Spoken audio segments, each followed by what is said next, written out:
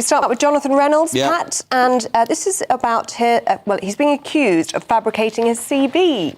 Yes, now I'm thinking about how many bits I could have added to mine over the years, but I suppose being... And wish you had. Don't we all?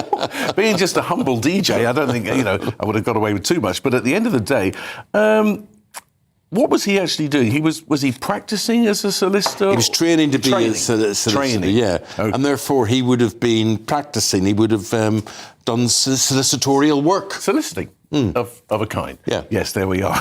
Lawyering. So, this all goes back to Rachel Reeves and what we can and can't do with our CVs. A lot of people apparently with their CVs have not updated them for many years anyway. So there are things on there that perhaps would have been a bit of poetic licence. So maybe... Do you not think this gives rise, though, to the integrity of the government? And I think that's the key thing. That's the thing. I think that is the thing. We all perhaps might embellish or, add a wee bit extra onto our CV. Can you say curriculum vitae? Can you make that any longer? I'm not sure.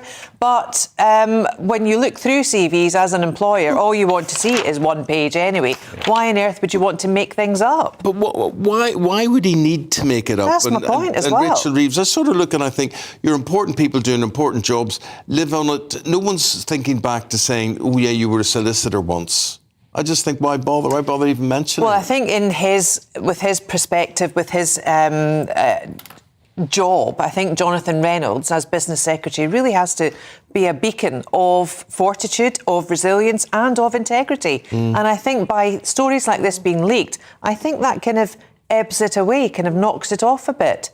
It's not like he said he was a brain surgeon, but still, he was training to be a solicitor without a law degree. Why then would you put that in if you weren't? Has he got to where he is by adding that bit anyway? Perhaps not. He did it anyway, so maybe... You could say the same about Rachel Reeves, couldn't you? I mean, she was an economist at the Bank of England, but she was an economist for 5 years rather than 10. I mean, what's the need for the embellishment? But it's a question of trust, isn't it? Because yes. How can you trust the Cabinet to run the country if they can't be honest about their work experience?